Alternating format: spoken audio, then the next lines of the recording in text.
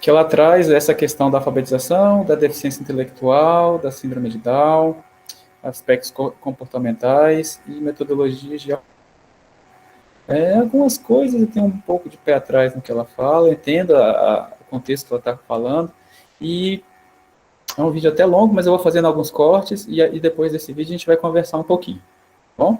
Eu preciso da participação de vocês, gente. Só eu falando aqui. E além disso, a gente vai falar de uma história de sucesso. Bem ao final da aula, eu vou trazer para vocês o que eu considero uma história de sucesso e como é que a gente pode estar discutindo também esse segundo momento da aula. Bom?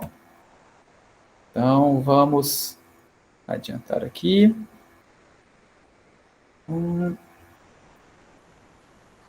Aqui, então, hoje a gente vai falar dos desafios da alfabetização, isso é tudo que a gente já conversou anteriormente, né?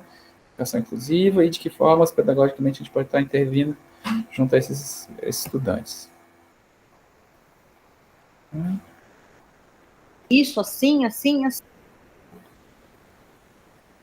Todo mundo assim mesmo. Eu vou botar aqui também na... Vocês ouvem bem o áudio? Tá só um ok aí?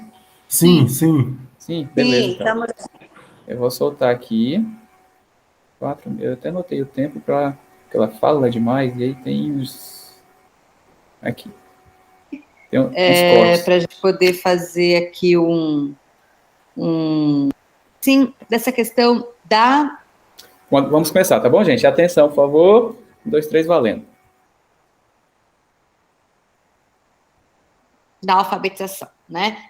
Quando a gente fala em síndrome de Down, né, especificamente, a gente sabe que a síndrome de Down, ela é uma condição, né, ela é uma síndrome, né, de origem genética, e que tem aí a deficiência intelectual associada com ela. Então, Luciana, todas as pessoas que têm síndrome de Down, elas têm deficiência intelectual? Sim, porque a deficiência intelectual, ela está associada com a síndrome de Down, assim como algumas outras características, né, como hipotonia, como algumas outras coisas. Então, a síndrome de Down, ela tem aí junto, né, dentro das suas comorbidades, a gente tem aí a deficiência intelectual, tudo bem? Então, a gente sabendo disso, a gente já sabe o quê? As crianças, os alunos com deficiência intelectual, eles têm mais facilidade ou mais dificuldade para se alfabetizar? O que vocês acham? Escrevam aí. Mais facilidade ou mais dificuldade dentro do processo de alfabetização desses alunos? Ô, Pri, obrigada. Maravilhosa. Nossa, eu tô com roupa de ginástica, eu mestrado, então é complicado. Exatamente, ó. A deficiência intelectual, ela, lógico, apresenta mais dificuldade para a alfabetização. Vocês sabem que a deficiência intelectual, ela tem níveis, né? Você tem o leve, o moderado, o severo e o profundo.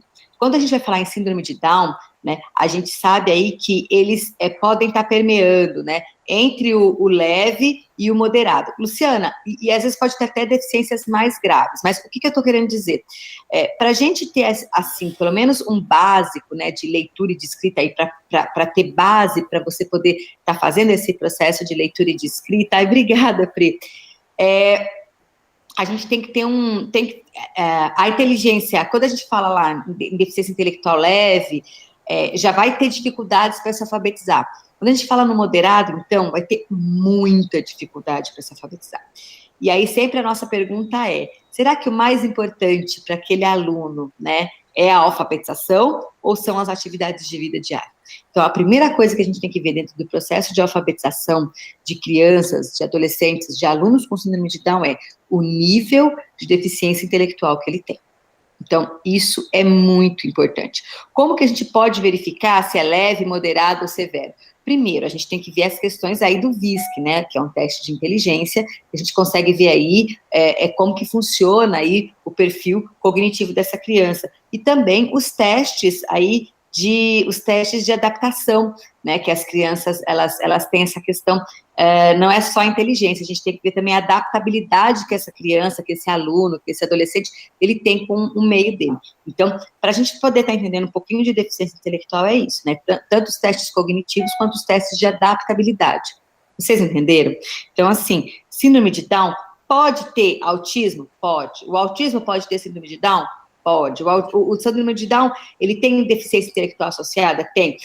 Vocês já viram, por exemplo, casos de alguns síndromes de Down que chegam, às vezes, até, esse síndrome de Down, ele conseguiu até chegar numa faculdade, conseguiu chegar até num processo maior. Por quê? Porque a gente tem níveis de deficiência intelectual dentro da síndrome de Down.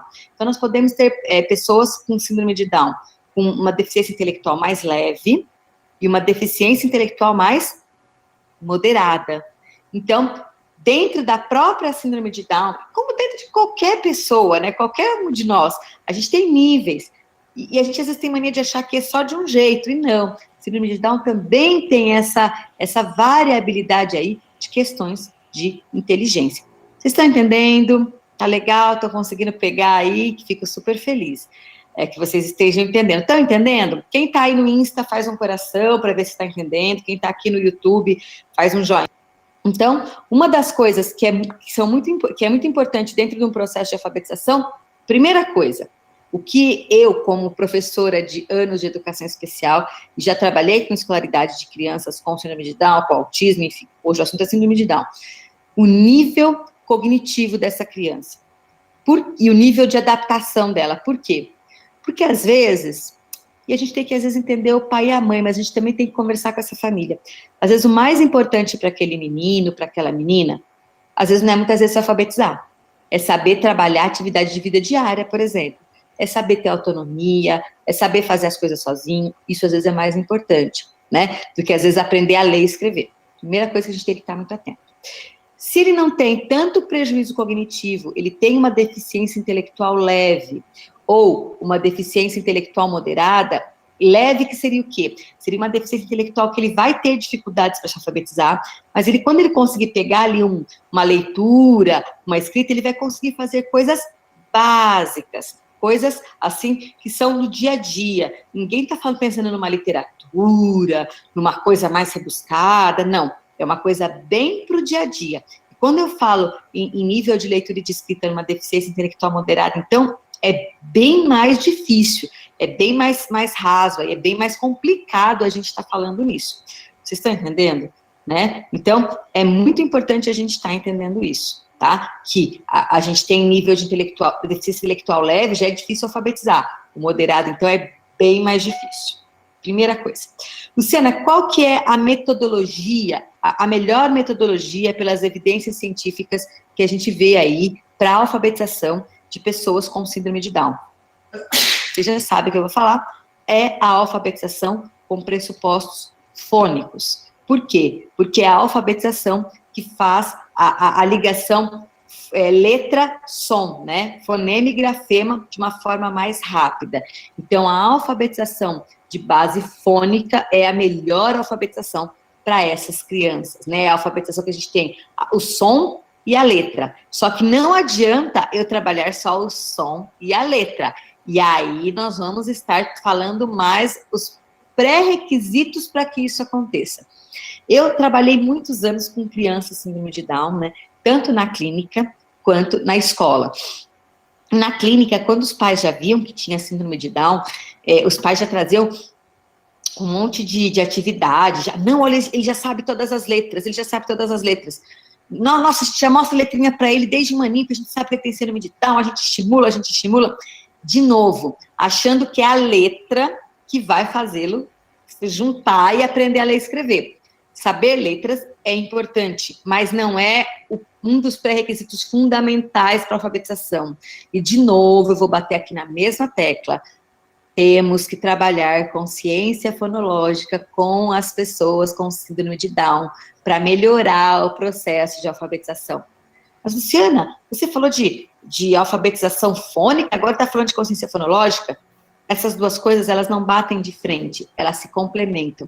Enquanto a consciência fonológica, ela vem trazer para o sujeito a percepção de que a fala dele, ela é separada em sílabas, é separada em sons, a alfabetização fônica, ela vem por uma outra forma, mostrando que esses sons, eles têm letras que correspondem a esses sons. Vocês estão entendendo? Então, as duas coisas, elas se complementam. Então, você que tem um bebezinho síndrome de Down, que tem aí síndrome de Down com 1 aninho, 2 aninhos, 3 aninhos, que está aí trabalhando com eles, trabalhem muito habilidades de rima, habilidades de aliteração, habilidades de segmentação, análise, síntese silábica, porque é a partir que a gente vai conseguir a alfabetização. Pode trabalhar as letrinhas também, pode lá mostrar as letrinhas, para ele saber o nome das letrinhas, mas mais do que saber o nome das letrinhas, ele tem que saber o sonzinho das letrinhas. Então, vamos começar, ó. Olá, alfabetiza um aluno síndrome de Down, ele confunde fonemas e grafemas, escreve palavras soltas. Lógico, por quê? Porque ele não percebeu ainda, ele não aprendeu a lógica do que é escrever palavras. O que são escrever palavras, gente?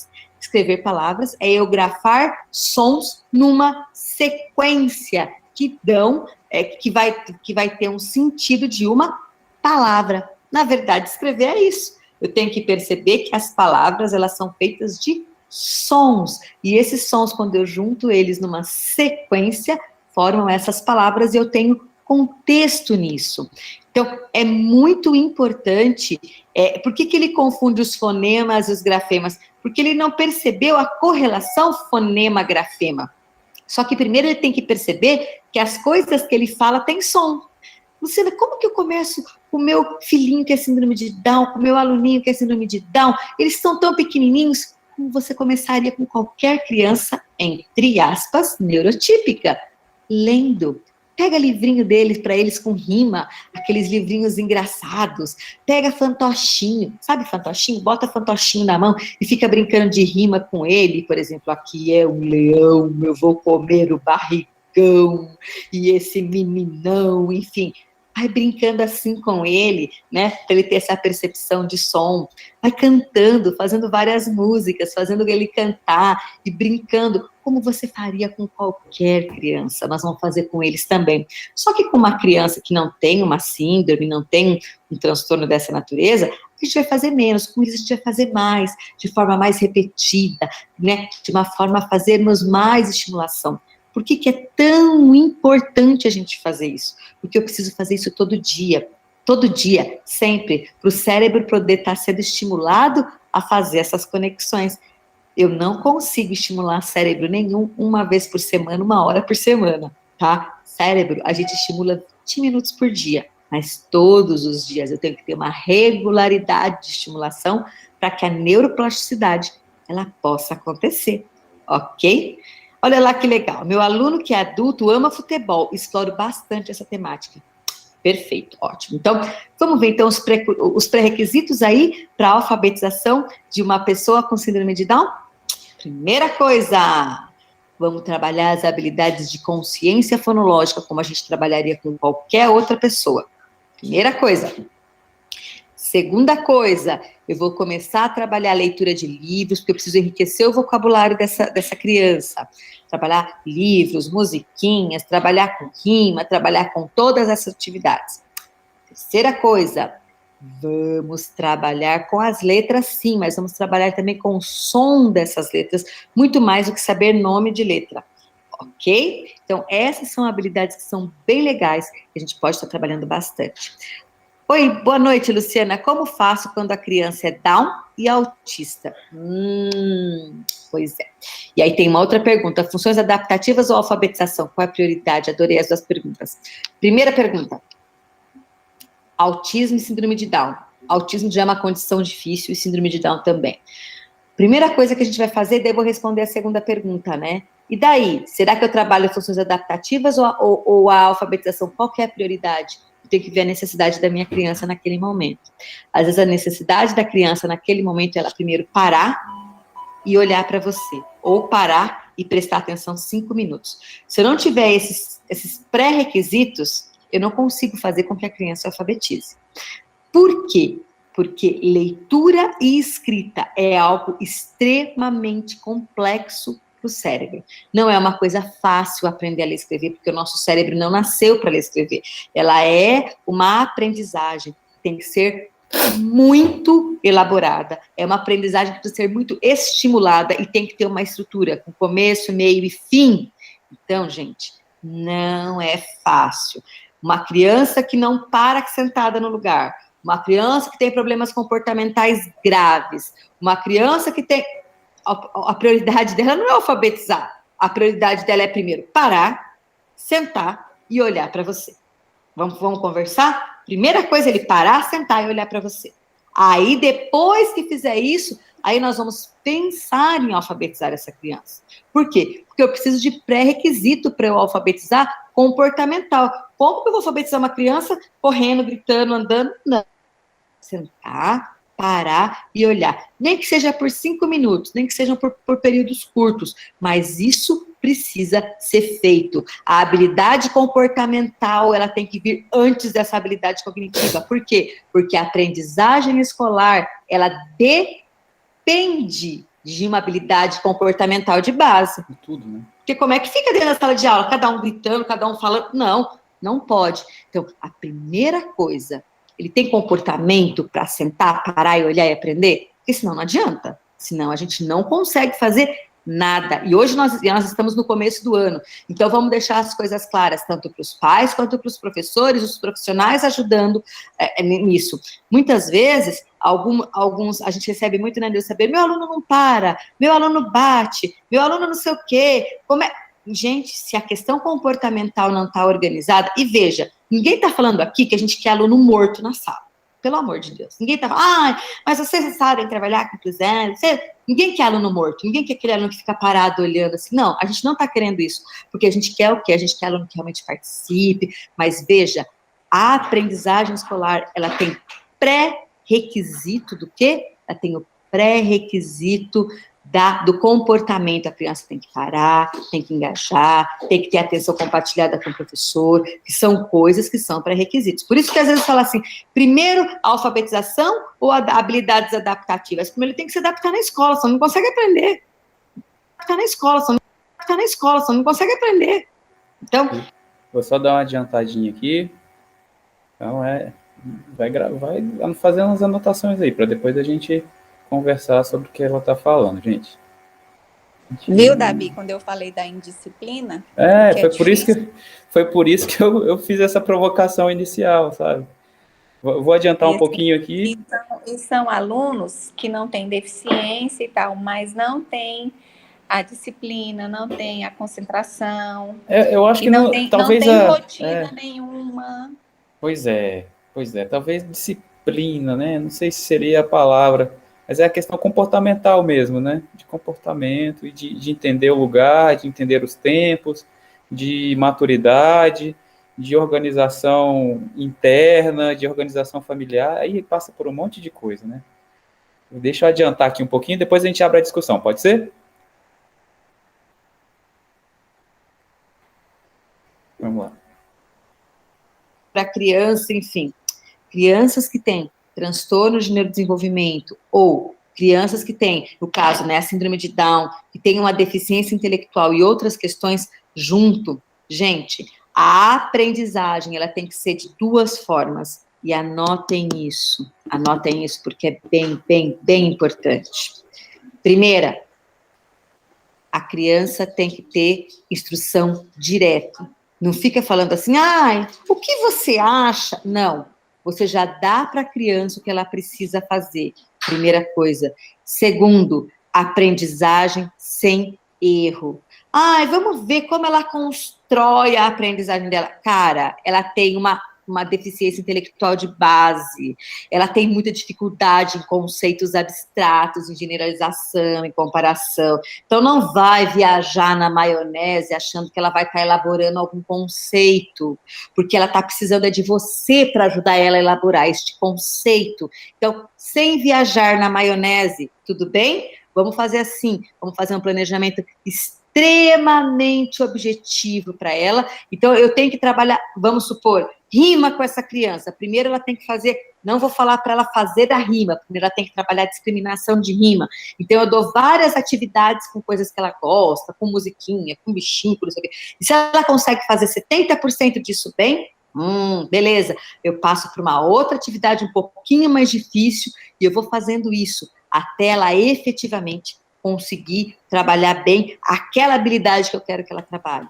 Eu não posso passar de uma atividade para outra, porque, por que você está fazendo isso? Ah, porque eu acho que isso é legal. Não, não é assim.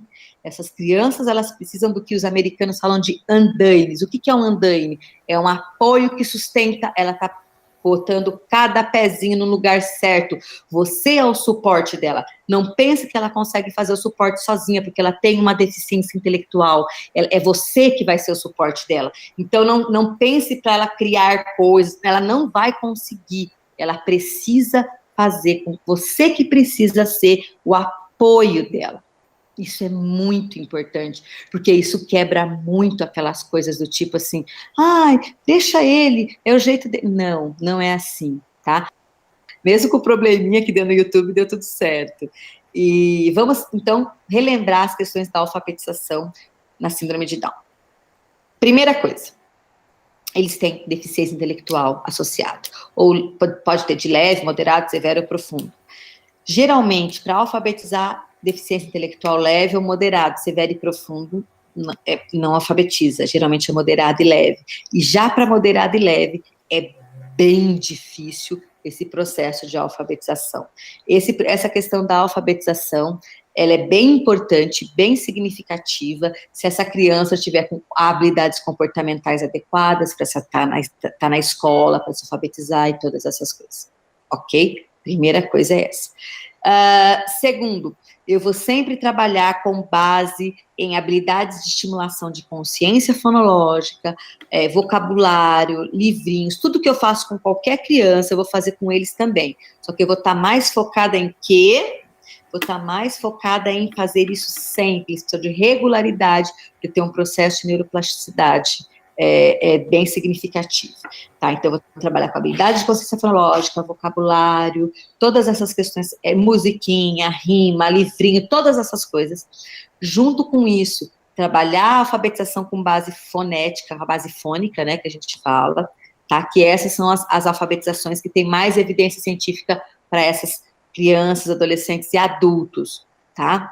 Outra coisa, instrução direta. Não vai ficar querendo inventar e botar pelo no ovo, não. Ó, é para você fazer isso, assim, assim, assim. E você explicar para ele. Se ele não entender, você dá um modelo para ele fazer, você faz junto, e daí você deixa ele fazer sozinho, tá? Essas 3 coisas. E depois, pedagogia baseada no acerto. Não vai fazer currículo, aquele currículo baseado em erro, que errar é legal, é importante deixar ele errar. Não. A gente sabe, o nível de autorregulação emocional neles é baixinho, não sabem lidar com não sabem lidar com frustração. Então, por favor, faz um plano ali, um passo a passo, que eles consigam efetivamente dar conta daquilo. Coisas pequenininhas, não vão fazer coisas grandes, coisas bem pequenininhas, que eles tenham reforçamento ali primário, que eles consigam trabalhar com isso. Isso é muito, muito importante. Ok?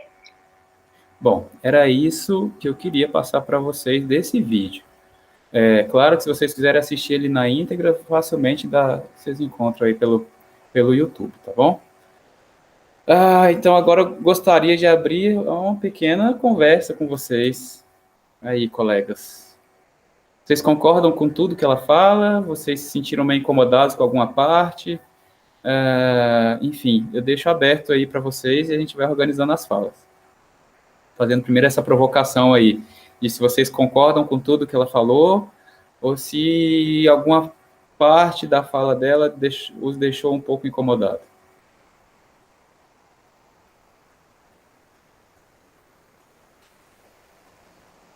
Eu gostei da fala dela. Gostei, assim, a questão da consciência fonológica é importante não só para os alunos com síndrome de Down, mas para todos os alunos, é muito interessante isso. Principalmente para um aluno que é DEPAC, né, parece que mudou essa nomenclatura, né, mas ele tem que ser trabalhada, essa questão da consciência fonológica. O processamento auditivo, né, direitinho. Para quem tem essa dificuldade no processamento auditivo.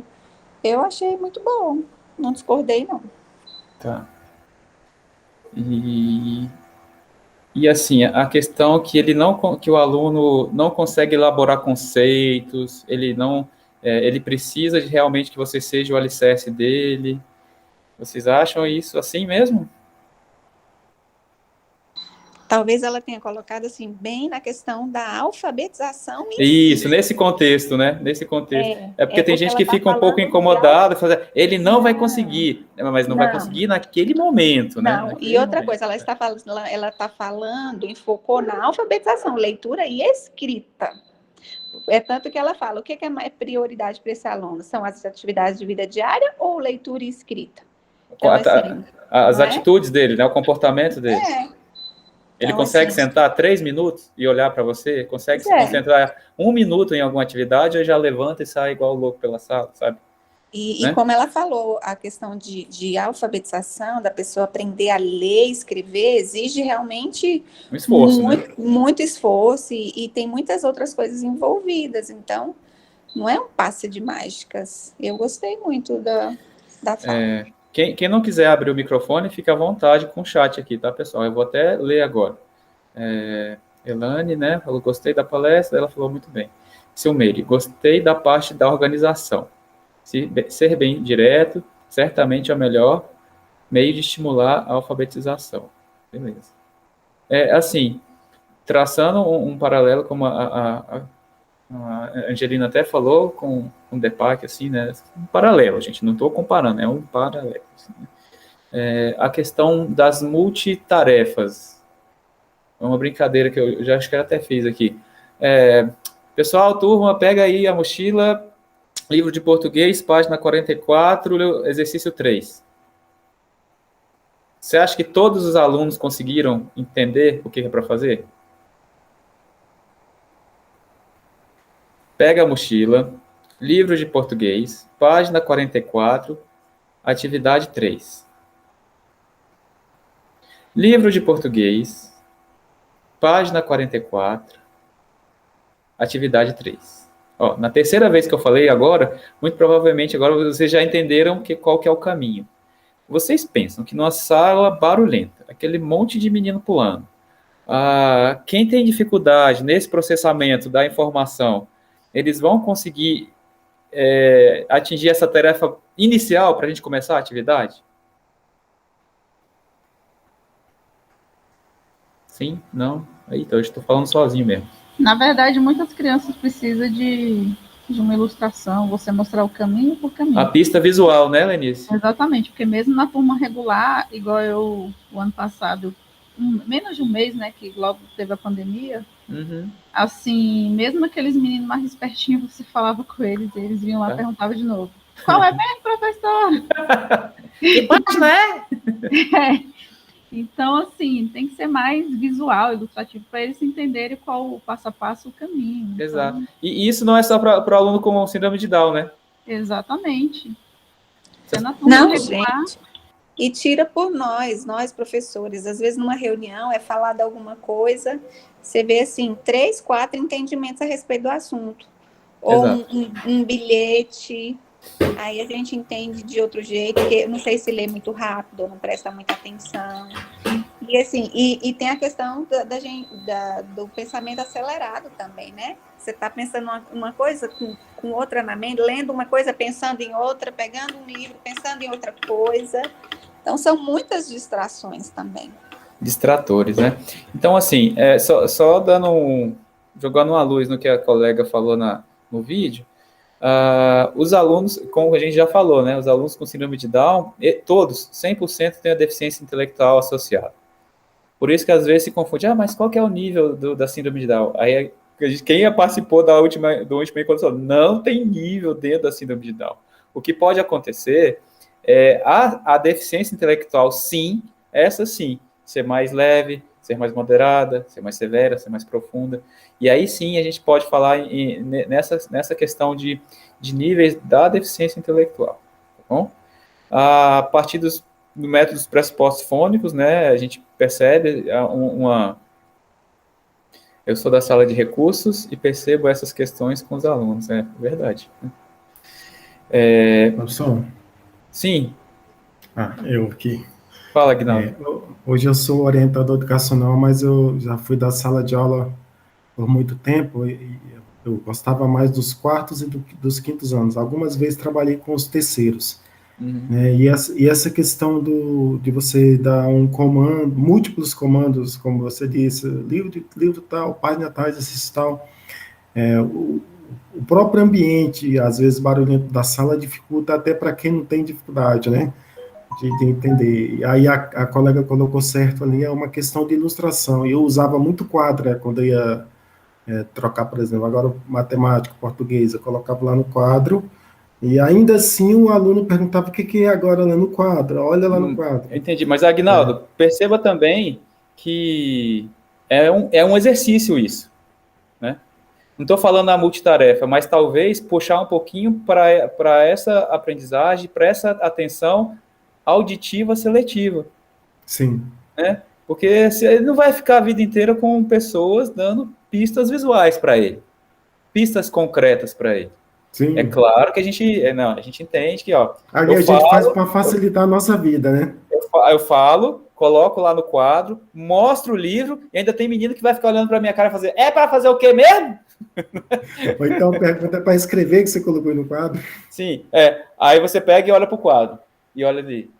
Aí ele olha, tá. Sabe? Mas é um exercício também da questão, acho que até do comportamento, sabe? Se ele está viajando, se ele está voando lá, ó, pessoal, atenção, por favor, pega o livro de português aí. Aí você percebe que todo mundo pegou. Aí teve um doidinho lá que tá olhando lá para a janela, os passarinhos, tá olhando lá para sei aonde. Joãozinho. Não, Joãozinho não. O Joãozinho, coitado, você já sofre muita piada, coitado. Rosária Colar. O que você tá olhando lá para fora, Rosária? Já pegou seu livro de português? Aí ela, ai, beleza. Aí vai lá e pega o livro de português. Então, você pode fazer essas tarefas auditivas, não multitarefas, mas aos pouquinhos também, sabe? Aos pouquinhos. E aí depois se você nota que se a turma, no geral, consegue ter essa atenção seletiva para você, que é importante que eles tenham essa atenção seletiva, pelo menos em algum momento da vida do professor, você fala, livro de português, página tal. Beleza. Você não falou página tal, você sabe? Porque também a gente não pode ficar o tempo inteiro só na questão da pista visual. A gente tem que ter esse equilíbrio nos estímulos que a gente dá para esses meninos, porque senão, né, Ave Maria. Você entendeu o meu ponto aí que eu falei? Sim. E nos quartos e quintos anos é mais fácil esse comando, porque eles já são maiores, eles pegam mais fácil. Uhum. Os menores têm mais dificuldade. Mas isso é aprendido também, né, Agnaldo? Sim. Isso é aprendido, isso digamos que é treinável, de certa forma. Foi só um exemplo que eu dei, né? Foi só um exemplo dessa história. Os alunos acabam pegando o jeito do professor trabalhar, né? Se o professor vai colocando no quadro, o aluno vai sempre esperar que ele vá colocar no quadro novamente. Se o professor pode esgoelar. Enquanto ele não colocar no quadro, o menino nem se mexe. Isso. Ele pega aí um cutuca o outro, é para pegar o livro. Eles mesmos se organizam, os abençoados, né? Agora, professor, eu quero trazer só uma questão bem rapidinha, não acho que não está fora de contexto. Os prejuízos da pandemia já começam a aparecer. Muitos alunos com muita dificuldade de aprendizagem que voltaram agora para o presencial em decorrência de não ter conseguido acompanhar as atividades do remoto, ou que estavam desaparecidos e apareceram agora. E, assim, são meninos que deveriam estar muito adiantados e que não sabem o beabá, não sabem ler, não sabem escrever. Tá acho que é uma reescolarização, né, Agnaldo? Exato. A pandemia começou, o menino estava lá no primeiro ano. Aí já teve 2 anos de pandemia. Saiu do jardinzinho. Hoje está no terceiro ano, no nível de primeiro ano. E aí você imagina, professor na sala de aula com todas essas dificuldades, às vezes tem um aluno de inclusão, tem um aluno com essa dificuldade, tem aluno com questão de indisciplina, e aí por isso que o professor só não vai dar conta, não vai. Esse momento da retomada, ele tem que ser muito, muito criteriosa e tem que ter paciência no diagnóstico dessa turma, sabe? Em perceber como é que a turma está andando. E o que eu venho notado é o seguinte, como está nessa história de metade da turma fica em casa e metade da turma vem para a escola, os colegas estão meio que dividindo dividindo a turma assim, não, essa turma consegue acompanhar e essa turma eu preciso de dar um pouco mais de atenção. Então, de certa forma, o professor está fazendo 3 planejamentos. Ele está fazendo o planejamento para o remoto, ele está fazendo o planejamento para a turma que já consegue acompanhar, já consegue, teve perdas no remoto, mas está conseguindo acompanhar, e está fazendo o planejamento para a turma que tá patinando ainda, que está precisando ainda de mais suporte. Tem alunos de todos os níveis no terceiro ano. Você tem aluno do nível do primeiro, do segundo, do terceiro ano numa sala só, e o professor tem que se adequar a essas situações. Isso, exato. Então, nessa medida que o professor tem metade da turma que vem uma semana e metade da turma que vem na outra semana, eu percebo que os colegas estão tentando fazer isso. E eu julgo que não é de todo prejuízo, não. Tem colegas que já estão questionando. Mas aí... É uma tentativa de ajudar. Você está separando aí os bons dos ruins? Não é isso, não é isso. Não, pelo contrário, não é isso. É tentar equilibrar as coisas para que no próximo ano a gente, a partir do diagnóstico com a turma cheia, que aí vai ser turma cheia, como é que a gente vai elaborar a construção pedagógica desses meninos, né?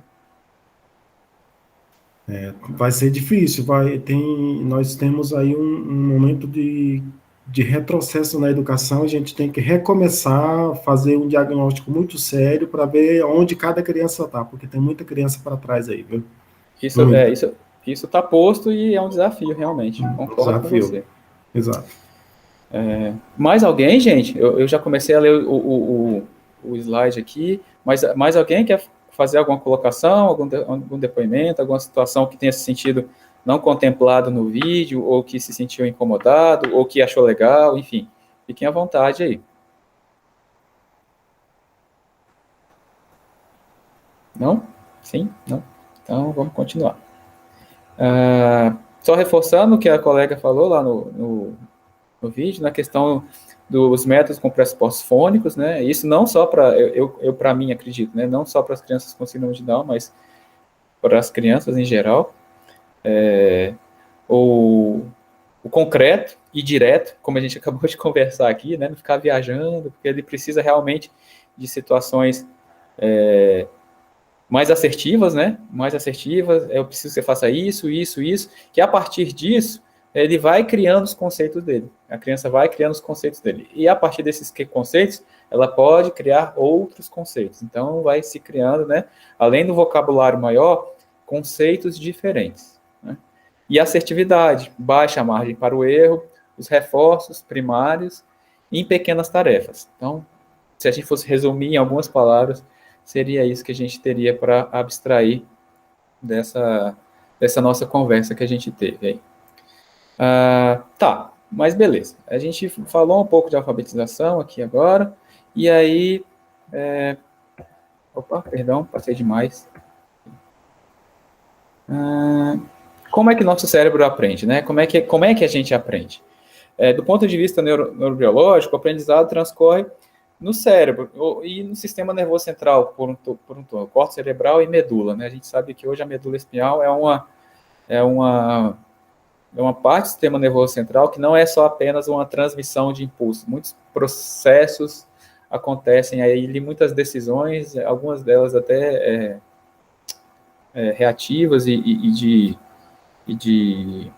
como é que esqueci agora. De reflexo acontecem na medula, mas assim a gente percebe que existem vários estudos nesse sentido, que a medula ainda é um centro de processamento também. Né? Então, o sistema nervoso central, córtex cerebral e a medula espinhal. E o fenômeno da aprendizagem depende da estrutura dessas funções do sistema nervoso. E a gente sabe que o aluno com síndrome de Down, em todas as células deles tem um cromossomo a mais, daí a funcionalidade já não vai ser a mesma de uma pessoa com os cromossomos direitinho lá. O aluno com trissomia tem um cromossomo a mais. E a aprendizagem, nesse sentido, é um processo de aquisição. Então, a gente vai a adquirir alguma coisa, vai chegar a nós alguma informação.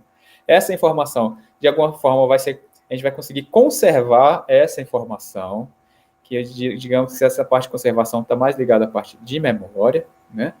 E a partir dessa conservação, em algum momento, a gente vai evocar essa informação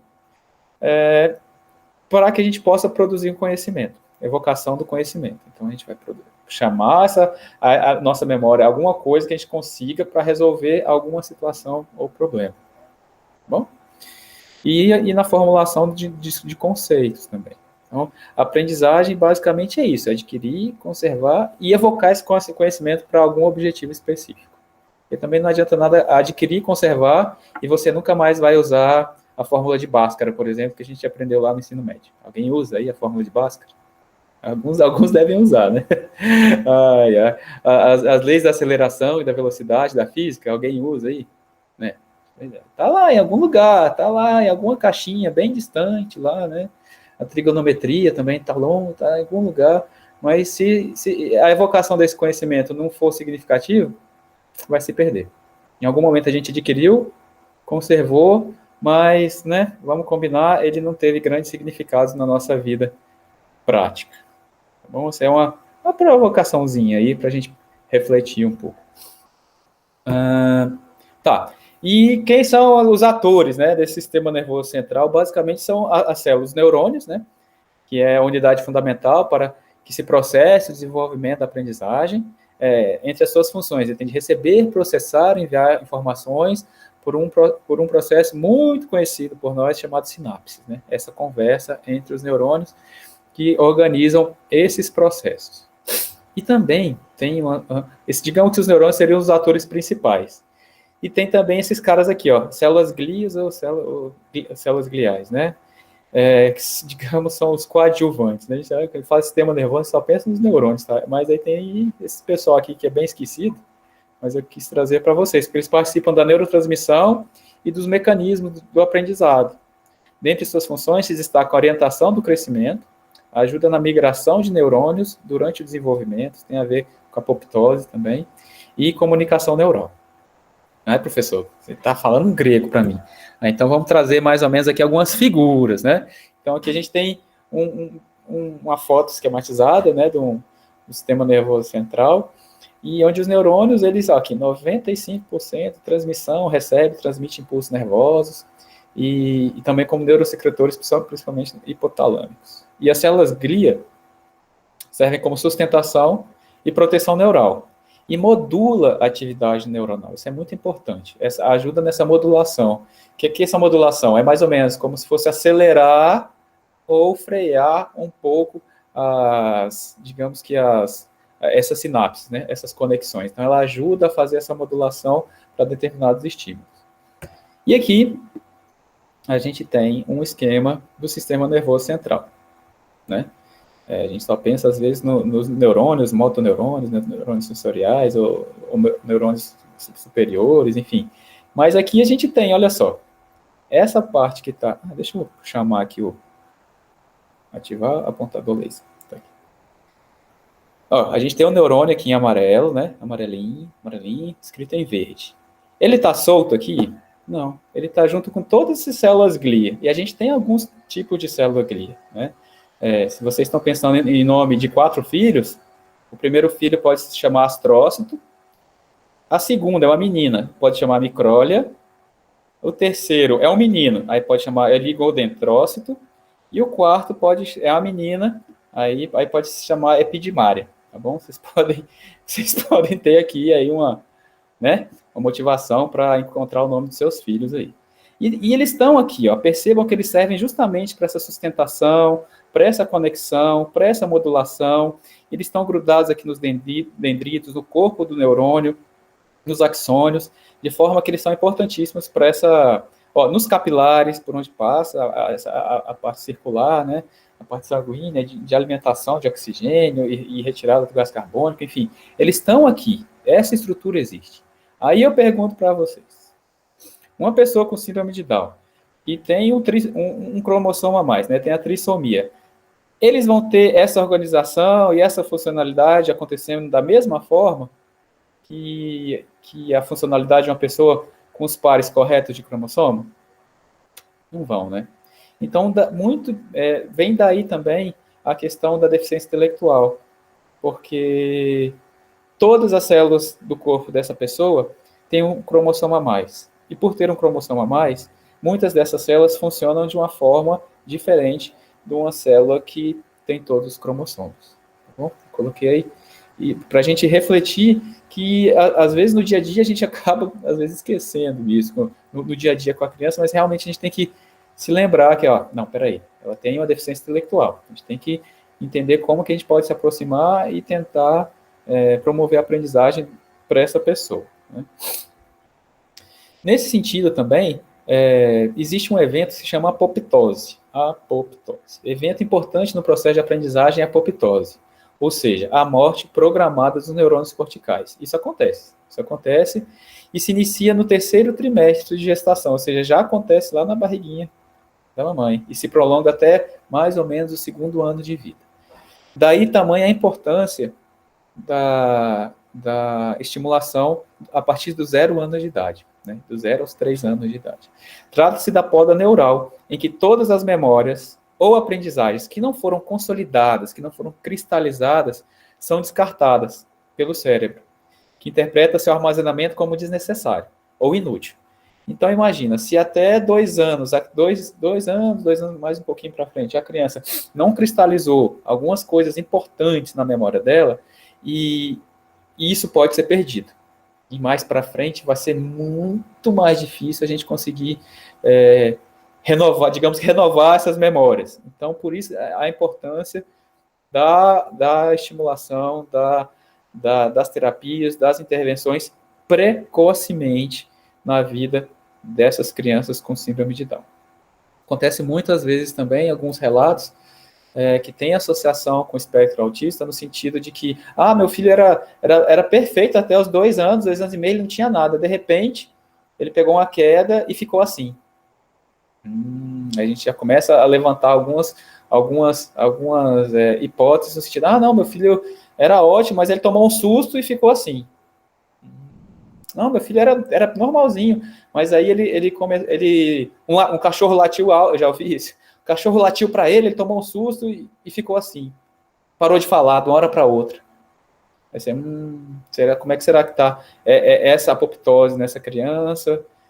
Será que ocorreu ou não ocorreu? E daí, se tem algumas linhas que preconizam essa questão da apoptose muito relacionada a alguns espectros do autismo.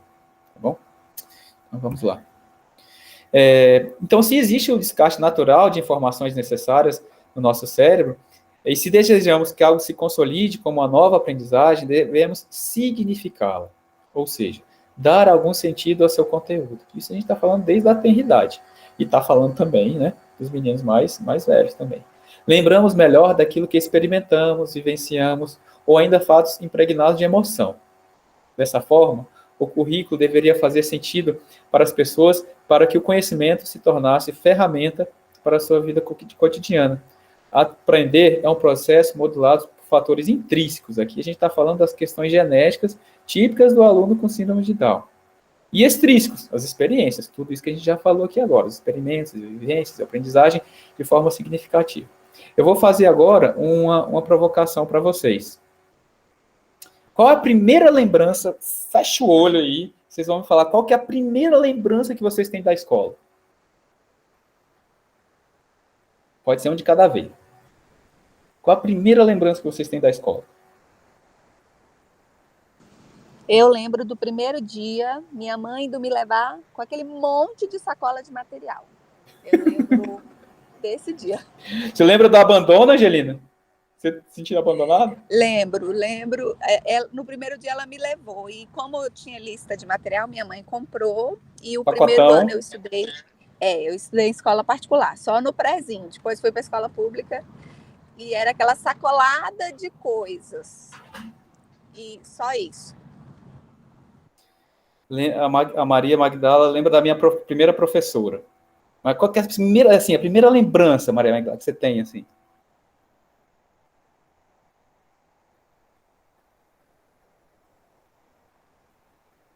Gente, vamos lá, ajuda aí, senão a aula fica só eu falando e não rola. Da minha professora também. Mas assim, qual que é da face dela, do rosto dela, ela escrevendo no quadro. Eu lembro eu não lembro do rosto da minha primeira professora. Para mim, na época, era normal, mas eu lembro que quando eu não acertava a tabuada, eu ficava de castigo no milho. Botava de joelho? Isso, ficava de joelho no milho. Agora, no primeiro ano, eu lembro da minha primeira professora e eu ganhei. Sabe aquelas lapiseiras que tinha que encaixava as pontinhas? Sim, sim. Eu guardei por muitos anos. Eu não sei o que aconteceu que sumiu. Eu fiquei muito chateada. Renata falou da fisionomia todinha dela, carinhosíssima. Então, por mais que vocês não quiseram falar aí agora, muito provavelmente essa primeira lembrança está carregada de algum sentimento, de alguma emoção, de algum significado. Tô certo ou tô errado? Certíssimo. Então, a gente, assim, não é que tudo tem que ser muito emocional para a criança, mas de alguma forma, algumas coisas principais, algumas coisas que a gente julga ser importante, tem que ter algum significado. Senão, vai cair naquela história lá da trigonometria, da fórmula de Bhaskara, da reino, filo, origem, da biologia, ou seja, vai cair num campo que não serve para nada. Vocês conseguem, eu não sei se eu estou me fazendo entender. Tem que ter emoção, tem que ter significado, senão não adianta muita coisa. Tá bom? Então vamos continuar aqui. Aprendizagem na pessoa com trissomia do 21, né?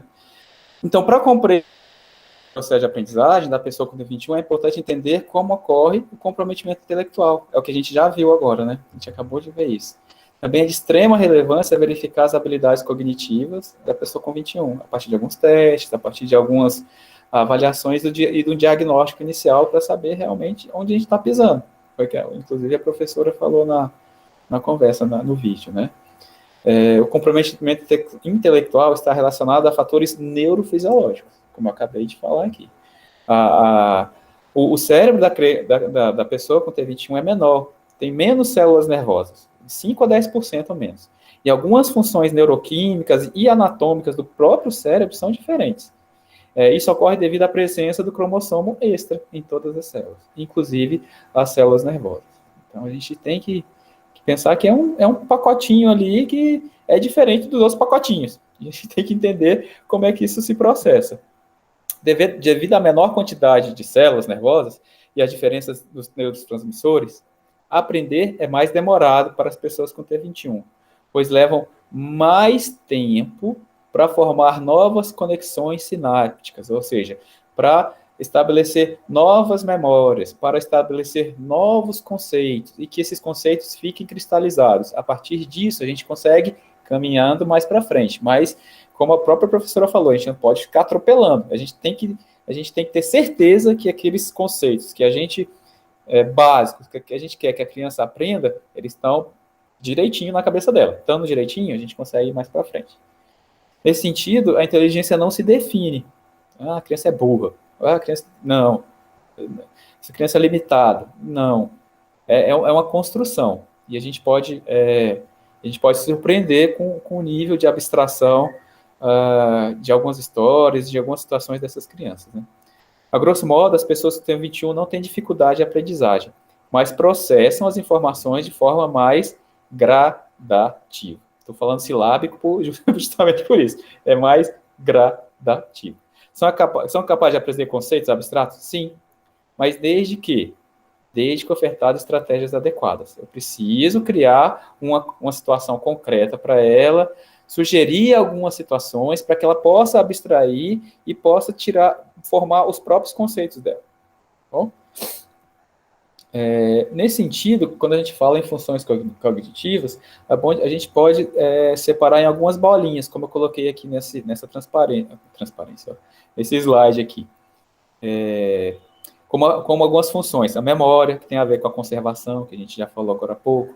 A atenção, que tem a ver com a aquisição. Para eu adquirir, para eu ter essa parte da aprendizagem, que é a aquisição, eu preciso ter atenção, senão eu não consigo adquirir nada.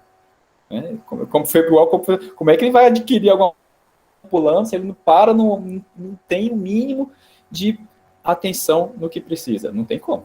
Né? linguagem, percepção, mas em especial a gente vai conversar sobre essas 3 aqui hoje, tá? Rapidamente.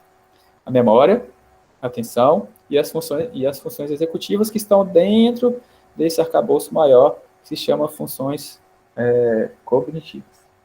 Vejamos como que elas podem se processar no contexto da T21. Memória. Então tá, dificilmente a pessoa com T21, ela esquece o que efetivamente ela aprendeu.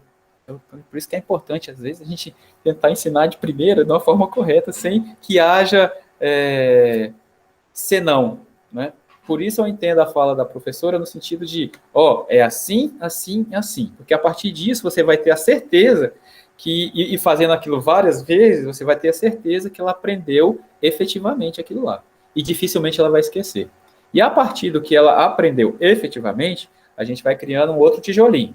Um outro tijolinho, um outro tijolinho. Isso não é diferente das crianças neurotípicas, por assim dizer, né? Mas para o aluno com síndrome de Down, isso é muito importante. A memória visual é mais desenvolvida do que a auditiva, por exemplo. Então, eles aprendem muito pelo visual. Então, a questão visual é muito importante. E quando eu falo questão visual, não é tão somente bidimensional, como seria um livro, figuras, fotos. Seria também a questão de vídeos, seria a questão de materiais concretos, de diferentes tamanhos, diferentes texturas, diferentes cores, que representem alguma coisa que você quer passar naquele momento. Tá bom? E as memórias provêm de experiências.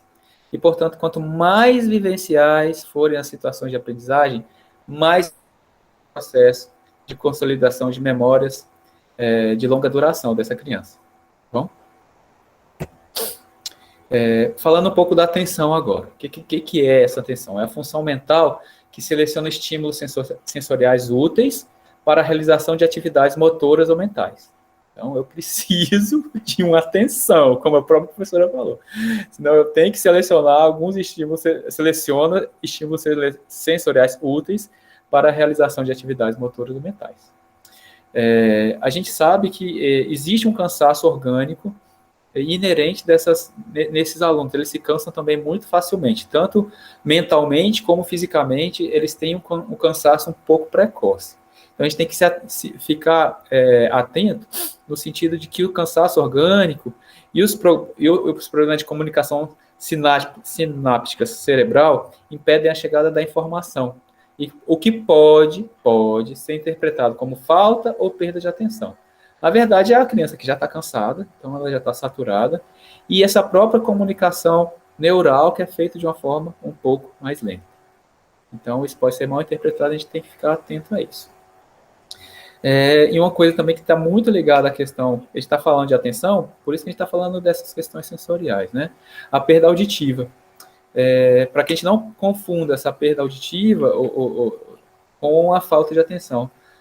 A gente falou no módulo 2, na unidade 2, algumas características da cabecinha, do canal auditivo, do terço médio, e muitas dessas crianças têm sim a perda auditiva e têm a acuidade visual prejudicada também. Então, ele já tem o processamento, como a gente falou, né? Processa devagar, os neurotransmissores, a sinapse já não é do mesmo jeito. Enxerga mal. E ouve mal.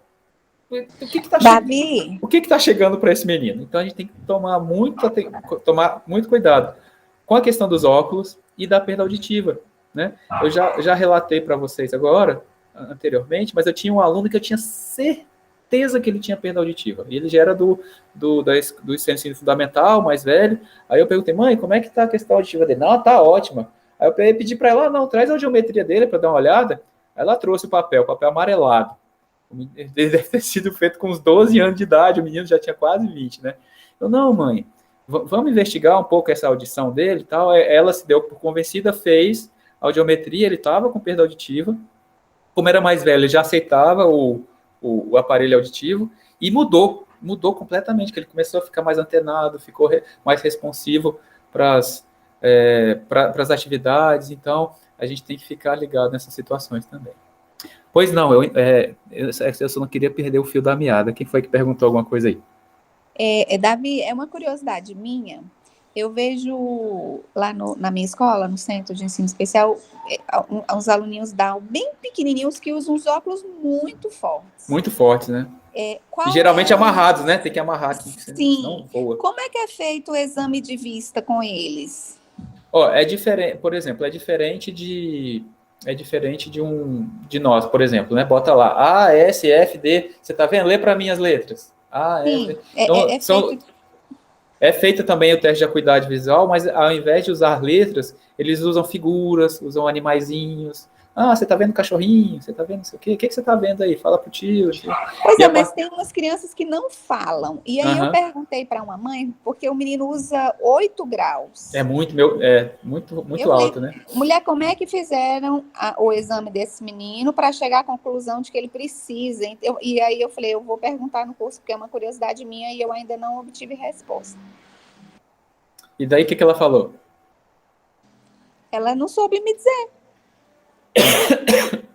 Por exemplo, o teste auditivo, acho que todo mundo teve que fazer aqui para entrar na secretaria. Tu faz um teste de audiometria, né? Você vai lá para a cabine, você tá ouvindo? Sim. Aí aperta, né, aquela bananinha lá. Ele emite os sinais agudos, diferentes frequências. A gente vai apertando.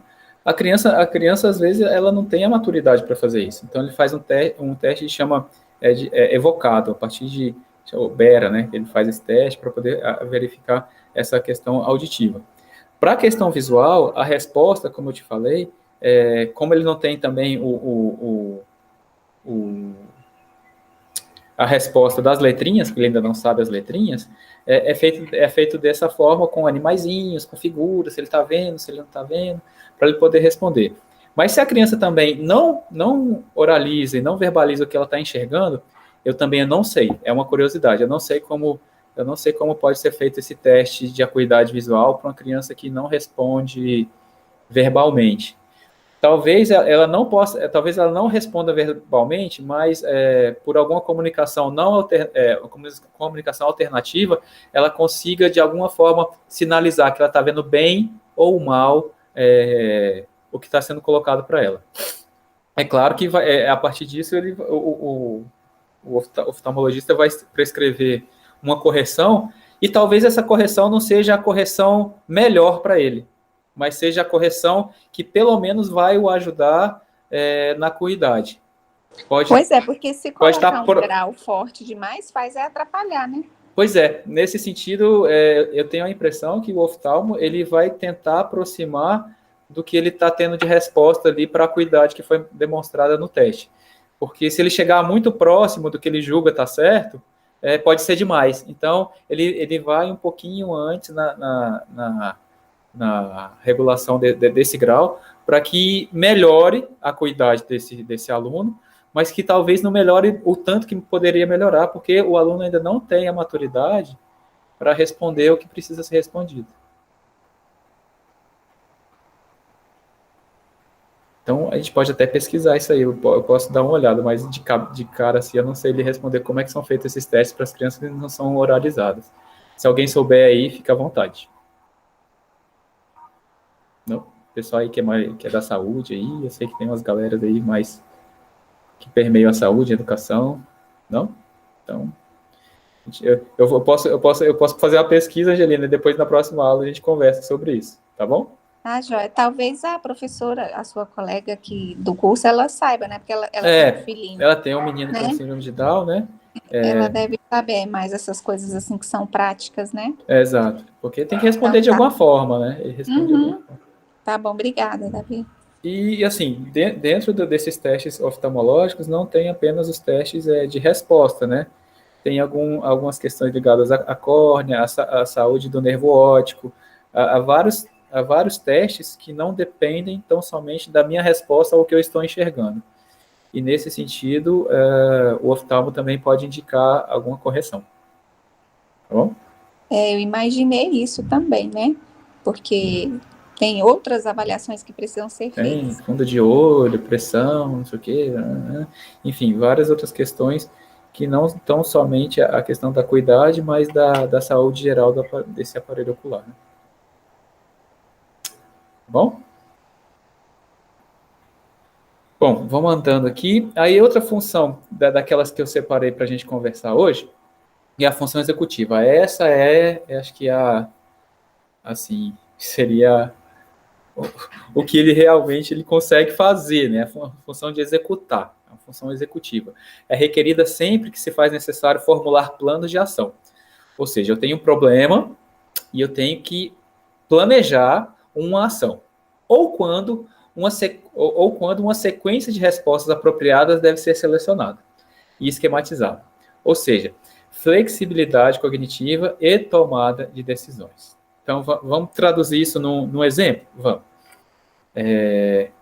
Eu sou professor de educação física e tudo mais, e a gente estava com a atividade o menino estava no meio da quadra com a bola de basquete, e ele tem que fazer a cesta, uma cesta mais baixinha, né? Ele tinha que fazer uma cesta. A ideia era ele sair correndo e fazer a cesta. Então ele vai ter que montar na cabeça dele um plano de ação. Ou seja, o que eu tenho que fazer? Eu tenho que correr. Mas o professor me falou que para correr, eu tenho que quicar a bola. Beleza. Então eu tenho que correr e quicar a bola. E ele me falou também que depois que eu paro de quicar a bola, eu posso dar 2 passos. Então eu tenho que mais ou menos medir a distância que vai dar esses 2 passos para eu chegar perto da cesta e lançar a bola com a força necessária que chegue na cesta, que não vá por cima da cesta, nem que vá muito abaixo. Percebe o tanto de coisa que esse menino tem que pensar para se organizar e para fazer as coisas? Aí beleza. Aí a gente fez esses exercícios. Vamos jogar agora, vamos fazer um joguinho. Só que no jogo, não sou só eu e a cesta. Sou eu, a quadra, a bola, a cesta e mais um monte de gente querendo me atrapalhar. Quem são essas pessoas que estão querendo me atrapalhar?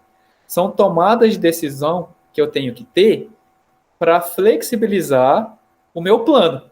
Meu plano era correr para a cesta. Opa, tem 2 pessoas correndo atrás de mim. O que eu faço? Eu paro, eu jogo a bola para alguém, eu bato na pessoa, eu cuspo na pessoa. É engraçado. A Rosária sabe disso, que ela já participou de umas brincadeiras assim, mais ou menos, lá no Centro de Ensino Especial, né, Rosária? Que a gente ia lá para a quadra e quem olha de fora parece que é uma anarquia total, mas ali a gente está tentando organizar algumas situações e fazer que eles pensem em algumas ações dentro de algumas regras pré-estabelecidas. Isso é complexo. Isso é bem complexo. Essa função talvez seja uma função que, assim, demande vários outros pré-requisitos para que ele consiga atingir. Então, a gente pode pensar em passo a passo, né? Por exemplo, nessa situação do basquete. Voltando para a situação do basquete. Talvez se eu pedir para botar ele no meio da quadra e pedir para ele fazer uma cesta dentro das regras que eu pedi, pode ser muita coisa para ele. É muita informação, é um plano muito difícil dele seguir, é um plano muito difícil dele executar. Então, o que a gente faz? A gente pode segmentar esse plano.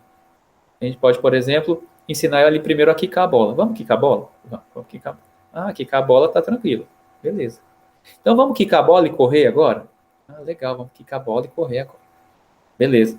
Então, agora a gente vai chegar bem pertinho da cesta e vai ver a força que a gente tem que fazer para fazer uma cesta.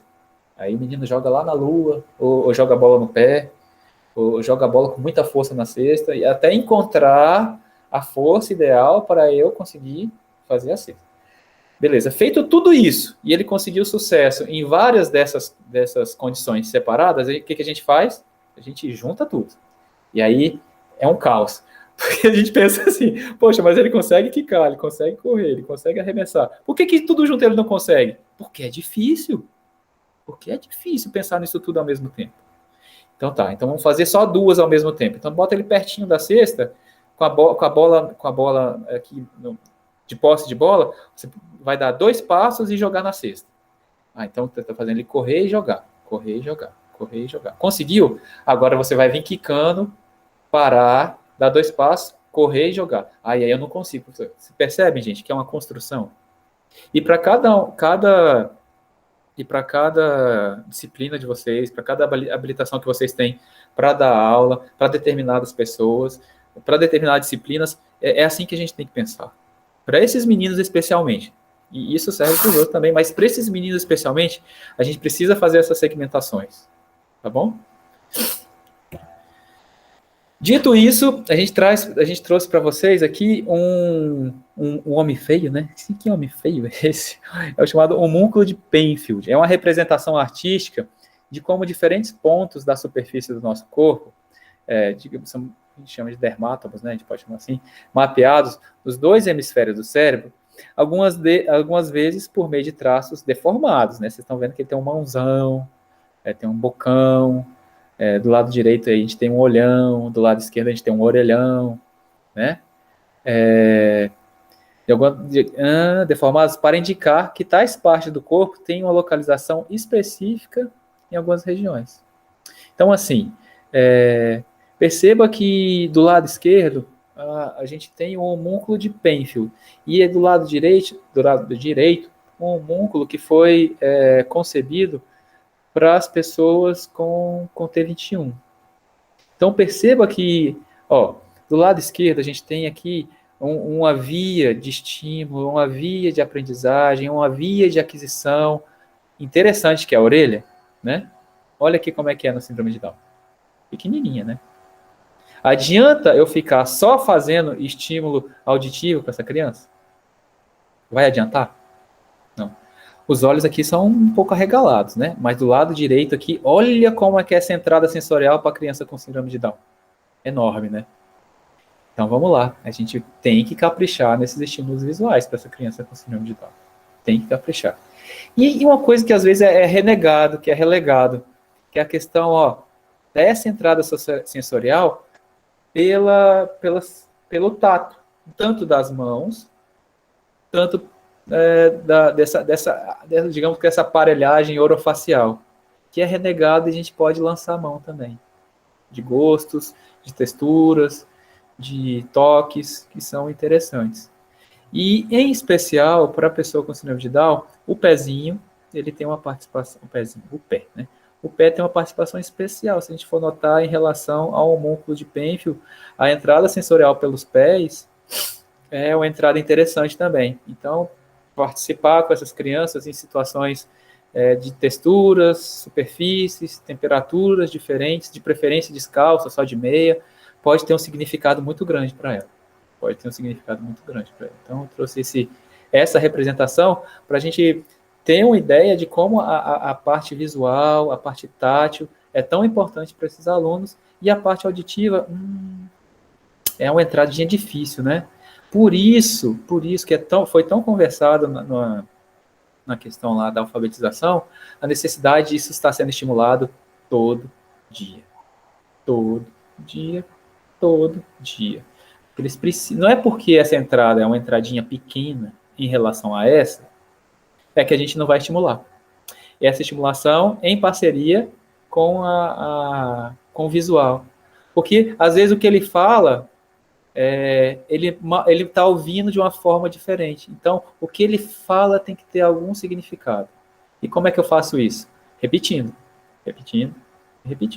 Por isso que, desde tenra idade, esses meninos também fazem fonoterapia, né, para poder, além de saber posicionar a língua direitinho, trabalhar essa língua protusa, conseguir montar os fonemas, melhorar a respiração, entender o que eles estão falando e falar de uma forma que a gente consiga entender, tá bom? Porque para ele pode falar, estou falando bem, vocês que estão me entendendo mal, mas é ele que está falando de um jeito que só ele entende, percebe? Daí, a gente tem algumas possibilidades de intervenção pedagógica, né? Nesse sentido, é importante a gente estar ciente dos fatores que facilitam e do que inibe a aprendizagem. A gente já viu aqui, né, as entradas, do que ajuda e o que atrapalha, né? O que pode ajudar está escancarado aqui, né? E permitirá programar atividades significativas e relevantes para cada pessoa. O nível de motivação para aprender em um ambiente envolto de afetividade também é de suma importância. E isso tem grande referência no que o Agnaldo falou também, principalmente nesse momento de retorno. Quando a gente fala em afetividade, não é botar a criança no colo, beijar, abraçar, dar beijinho, não é isso. É uma situação de, às vezes, colocar-se no lugar dessa criança que tem, como eu falei, às vezes tem a dificuldade auditiva, tem a dificuldade visual, não fala bem e quer se expressar. E então pode-se criar uma angústia, e essa angústia, com a autorregulação dela, se transformar numa situação de aversão à escola, de aversão a várias situações de aprendizagem. Se de alguma forma a gente faz essa afetividade ligada a uma palavra que se chama acolhimento, a gente tem grande chance de sucesso. Caso contrário, se a gente não acolher bem essa criança, de novo, não é para botar no colo, beijar, abraçar, enfim, não é nada disso. É acolher nas necessidades dela. Vou dar uns exemplos assim. A criança chegou na escola, primeira vez que ela está indo para a escola, né? E assim, ela não sabe onde é o banheiro, ela não sabe onde ela come, ela não sabe a quem ela tem que se reportar caso aconteça algum problema. E ela está com dor de barriga ou quer fazer xixi. Já aconteceu isso, né? O menino faz ali mesmo na sala. Você, caramba, já cria aquele constrangimento com os outros coleguinhas, enfim. Pode ser uma situação de problema. Então, assim, tentar transformar aquele ambiente escolar no ambiente, e isso acontece aos pouquinhos também, né? No ambiente acolhedor. Que ela saiba, por exemplo, a quem ela vai recorrer quando ela sentir algum tipo de problema. Quando ela sentir necessidade de fazer qualquer coisa que seja. Porque ela sai, às vezes, do núcleo familiar, às vezes, muito pequeno, em que também não foi estimulado a participação com outras crianças.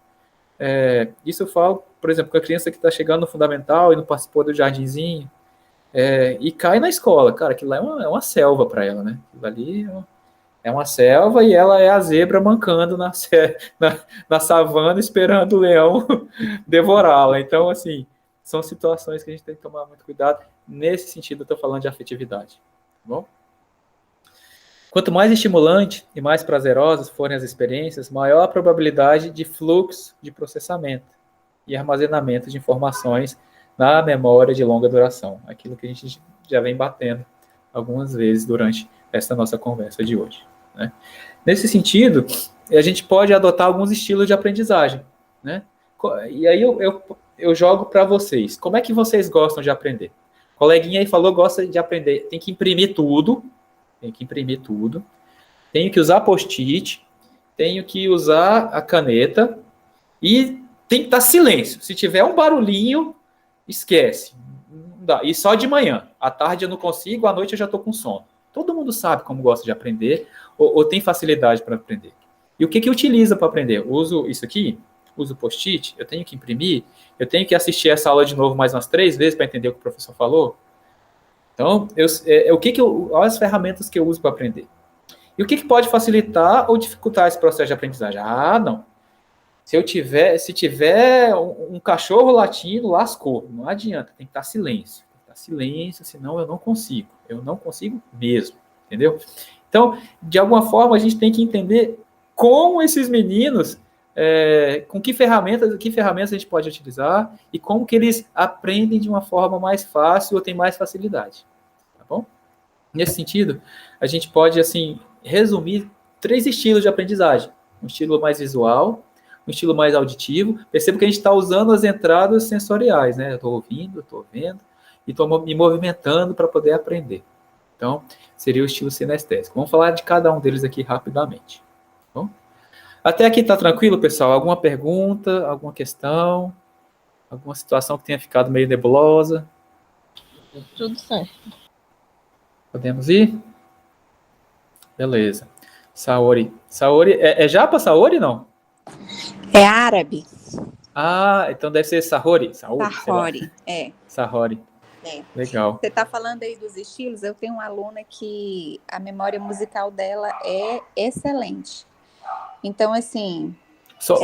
o auditivo dela é top, então, né? Aí ela ela memorizou os dias da semana por causa da musiquinha. Uhum. Aí eu tô abusando disso. Então, assim, tô trabalhando muito a memória auditiva deles, sabe? Então, cada semana a gente... Para alguns, isso pode ser uma coisa meio saturada. Uhum. Por exemplo, a minha filha também é muito musical. E aí, eu fui buscar ela uma vez na escola, aí uma das crianças falou assim, ai tio, a Manuela canta pra tudo, ela inventa musiquinha pra tudo. Ou seja, a criança falou, caraca, para de falar, pelo amor de Deus, para de cantar. É muito bom, é interessante demais. E provavelmente essa criança pode ser mais visual, assim, ela pega as coisas mais do visual. Interessante isso. Mais alguma situação, pessoal? Sim? Não? Então vamos seguir aqui. Estilo visual, né? Aliás, estilo auditivo. Predominantes se beneficiarão lendo em voz alta, ouvindo áudios ou participando de discussões. Tem gente que se desenrola muito bem nessas situações, né? Nesse sentido, algumas estratégias que a gente pode estar lançando mão é repetir as instruções recebidas. Por exemplo, você dá a instrução e pergunta para a criança: qual página que é mesmo que o tio acabou de falar? Vamos lá, qual foi a página, gente? Sabe? Aquelas coisas que a gente faz às vezes automaticamente. Qual a página, gente? Aí, sabe, para dar uma... né? E repetir essas... tá, repete aqui então o que o professor acabou de falar. Diz aí então o que é para fazer. Para ver se ela conseguiu, por essa via auditiva, processar e transformar isso num plano de ação, numa ação executiva. Avaliações orais pode ser interessante também. Algumas crianças têm dificuldade na escrita, dificuldade em realmente transformar o que ela aprendeu num formato mais, assim, digamos, ortodoxo, né? Essas avaliações orais podem ser interessantes e são bem-vindas, né, nas adaptações curriculares. E associação de palavras para relembrar o conteúdo. E essa associação tem a ver com o que a colega falou, com ritmo, com música, com rima, né? Essas associações de palavras pode ser interessante. Então, essas são algumas estratégias que a gente pode lançar a mão para esse estilo um pouco mais auditivo. Perceba que dificilmente a gente vai usar um só estilo, né? A gente vai usar um pouquinho de cada, mas a gente pode pesar mais em um do que em outro, tá bom? A depender do que a gente está querendo fazer. Estilo visual. Aprendem a partir da memória visual. E isso, em especial, para criança com síndrome de Down, é batata, né? Vocês lembram lá do homúnculo e tudo que a gente vem conversando agora? Então, essa entrada visual para eles é muito importante. É muito importante. Mas se a gente for pensar na alfabetização, essa entrada visual, junto com a consciência do que eles falam, e vocabulário, e rimas, também é muito importante, senão vão ter dificuldade na alfabetização, junto ainda com a deficiência intelectual. Então, aí é um pacotão, né? Mas a gente pode e deve. Uma das primeiras lembranças que eu tenho da minha vida escolar é estar numa sala, estava o sol entrando pela sala, assim, eu penso aqui na minha cabeça, assim, vejo uma sala, assim, meio alaranjada, e muito novinho, já ter contato com material dourado. Muito novinho, tipo 4, 5 anos, material dourado. Tanto que quando a minha filha fazer as compras, igual a colega falou, né? Fazer as compras para a menina, o que precisa? Cartolina, não sei o que, material dourado. Cara, quando eu olhei aquele negócio, eu vi na lista lá, material dourado, mas me veio um flash na memória, assim, caraca, material dourado. Aí fui lá, comprei, fiquei olhando, minha filha, o que é isso, papai? Minha filha, isso aqui é uma coisa muito importante. Mas é uma das primeiras memórias que eu tenho da escola. É uma das primeiras memórias que eu tenho. E é bem visual, né? Visual, tátil, aquele monte de cubinhos, barrinhas e coisas maiores, enfim. É uma das primeiras memórias que eu tenho. E nesse sentido, o fornecimento de material de leitura, com figurinhas, com bichinhos, enfim, com todo o aparato de leitura, leitura não necessariamente leitura de letra, né, mas tudo de letras também, né, mas de tudo que isso envolve, esquemas, fluxogramas, e assim, a tecnologia está aí para isso, né, com diversas plataformas que a gente está podendo lançar a mão de situações visuais, mas também, como eu acabei de falar, de materiais diversos, né, materiais como, por exemplo, o material dourado, que eu acabei de falar, e pode ser de diferentes tamanhos, diferentes texturas, diferentes pesos, diferentes cores, para cada objetivo que a gente pensa em desenvolver. Bom, use instruções escritas ao invés de orais. Lembra que a gente falou? Página tal, 44. Bota lá no quadro, ó, livro de português, página 44, atividade 3. E mantenha os ruídos externos reduzidos, tá? Isso é difícil, né? Isso é um pouco difícil na escola, mas na medida do possível a gente tem que tentar, pelo menos, acalmar a turma para que o estilo visual não sobreponha a distúrbios auditivos, né? A muitos ruídos. E o estilo sinestésico. Esse aí sou eu, gente. Prazer. Sou eu. Estilo sinestésico. Aprende se movimentando, tocando, fazendo ou praticando. Eu sou muito assim. Junto com o visual. Auditivo, eu tenho que me esforçar muito. Mas, assim, eu sou bem sinestésico nesse sentido. Então, estratégia de saída de campo, experimentos, aulas práticas, dinâmicas, isso tudo que envolve também a questão emocional pode ser muito significativo nesse estilo de aprendizagem. Como eu falei, não dá às vezes, meu estilo é esse. Muito difícil vai ser só esse, né? Vai ser um pouquinho de cada, e a gente pode intencionalmente, isso é importante, intencionalmente, com alguma intenção, a gente pode e deve pesar em algum desses estilos para determinados objetivos. Beleza? Nesse sentido, com possibilidade de intervenções pedagógicas, a escolha do estilo de aprendizagem que utilizamos pode facilitar demais a elaboração de estratégias úteis, né? Então, o trabalho orientado por recursos cognitivos e emocionais permitem a pessoas com T21 a possibilidade de sucesso na aprendizagem e a promoção de sua autoestima e autonomia, porque a autorregulação deles, às vezes, é bem pequenininha. Dependendo do que você for propor, você pode criar uma barreira muito grande. Então, é importante a gente estar utilizando esses recursos, como a gente vem falando, de forma direta, de forma concreta, em pequenas doses, aquilo estando sedimentado, indo para outro andar, e aí colocando tijolinho atrás do outro. Isso vai ajudar ele. Poxa, professor, consegui fazer. Porra, parabéns, você conseguiu isso aí. Vamos tentar outra? Vamos, professor, vamos. Agora, se uma tarefa já dá uma travada, não, tudo bem, vamos tentar outra aqui, essa aqui está meio difícil mesmo, entendeu? É tentar já, de alguma forma, entender qual que é esse limite, porque vai ajudá-lo na autonomia e na autoestima, tá bom? Porque a autorregulação deles, às vezes, é bem baixa. Não que a gente nunca deva dizer não, pelo amor de Deus, a gente diz um monte de não, né? Na verdade, a gente diz mais não do que sim. Mas esses desafios, eles têm que estar bem dimensionados, porque senão você pode criar uma rejeição e um bloqueio para determinadas situações. Beleza? Aqui é um spoiler do nosso último encontro, que a gente fala só de marcos legais, só para a gente reforçar essa questão da educação inclusiva. Eu sei que vocês vão ler isso aí e falar, até parece, né, que isso acontece. Até parece. Não acontece, mas deveria. E se não acontece, o professor tem que ser uma das pessoas que tem que levantar a mão e falar, tá errado. Ir atrás, acionar a família, acionar de competência para que aconteça, tá bom? Nesse sentido, são direitos da criança na escola. Criança com T21 ou criança com deficiência, né? A matrícula em classe regular, com todo o apoio necessário, profissionais disponíveis para receber todos os estudantes, material didático acessíveis, o transporte acessível, né? Tem que ter um transporte para essa criança, o AEE, que é o atendimento educacional especializado, um instrumento de avaliação diferenciado, estilo de aprendizagem também, né?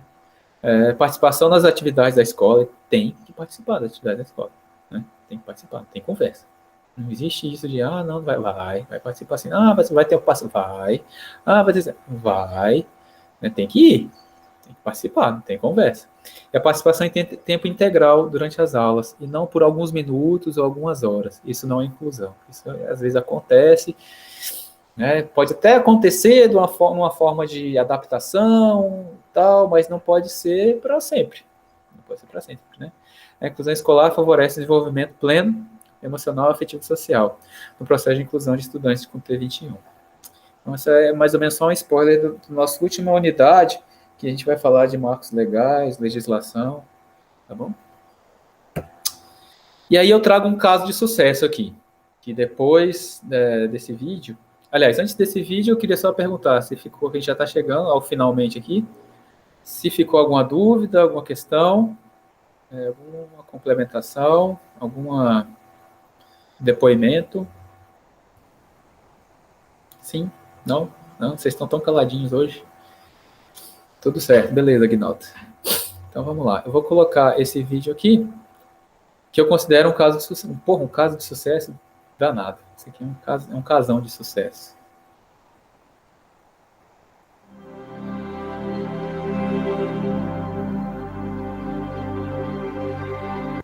Vocês conseguem ouvir bem? Entrou um som instrumental agora inicialmente. Sim, ouvindo direitinho. Beleza, então, vou soltar aqui. Sou Luana Dalla Corte, tenho 24 anos, sou formada em fisioterapia. Eu sou a primeira mulher fisioterapeuta com síndrome de Down. Eu estou muito feliz com isso tudo.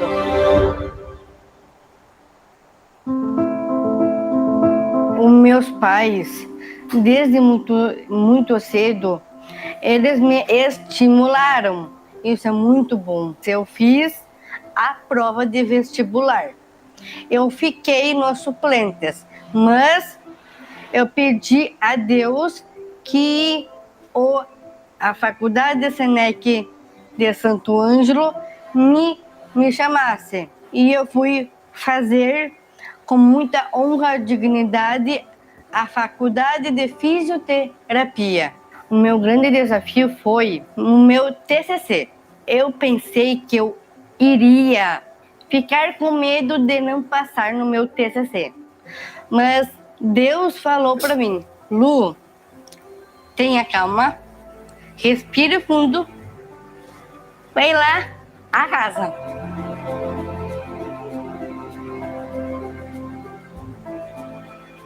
E eu fiz o curso de Pilates, eu adorei. E daí eu conheci a VOL, que é uma equipe multiprofissional, bem qualificada. Eu vivenciei alguns exercícios na bola, no solo e nos aparelhos. Eu adorei o mundo do Pilates. O meu maior sonho é abrir uma empresa de fisioterapia. O meu objetivo é cuidar das pessoas. É cara da mãe. Eu não encaro a minha limitação, porque eu não tenho nenhum preconceito. Eu sei que eu tenho síndrome de Down. Eu sempre tive altos e baixos na minha vida. E, além de tudo, que eu quero superar todos os degraus da vida, superar um a um. Eu não subi pelo elevador.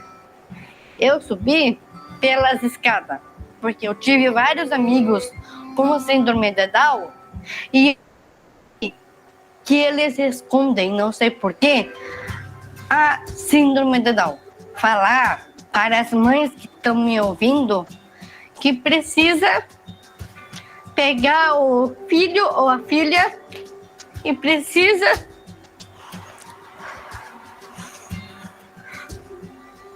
ela precisa encarar a vida, precisa estimular e também investir no filho, precisa começar cedo.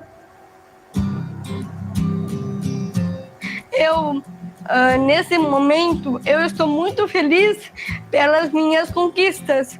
Quero muito que as pessoas de síndrome de Down, quero que elas são minhas grandes amigas do fundo do coração.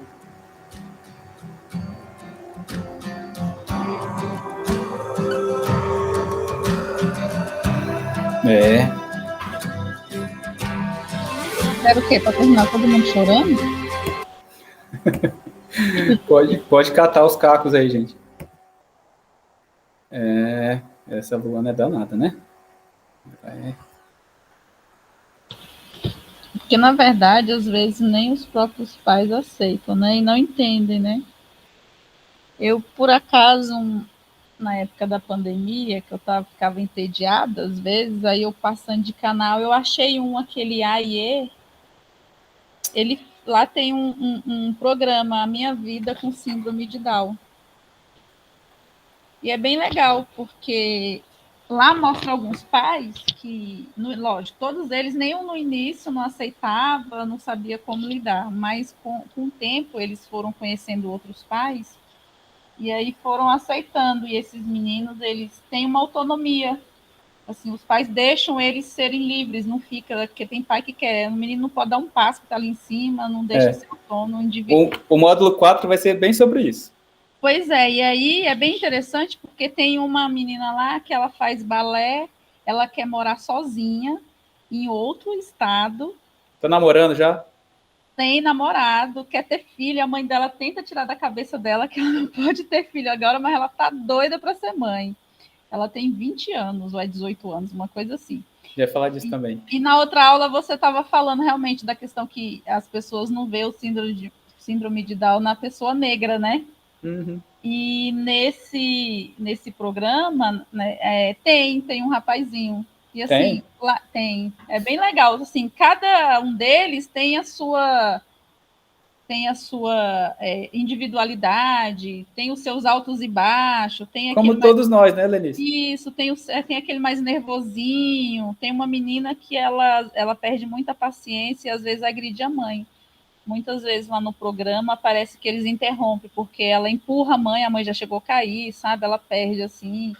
Mas tem aquele outro todo tranquilo, aí tem dois meninos que já estão procurando aluguel para morar juntos. Os pais querem deixar eles fazerem um teste para ver se eles vão conseguir fazer tudo sozinho. Aí o pai fala, mas você... O menino é que quer, né? Os pais querem ficar, mas ele fala assim, você vai ter que pagar aluguel, você vai ter que fazer comida. Vai ter que cuidar da casa. Isso, você vai ter que cuidar. Não, mas eu quero ser independente, sabe? É bem legal, assim, a história contando deles. Aqui no meu, antes aparecia no canal 2, agora, de vez em quando atualiza, agora está no 4, assim, o pessoal quiser assistir, é no A e E.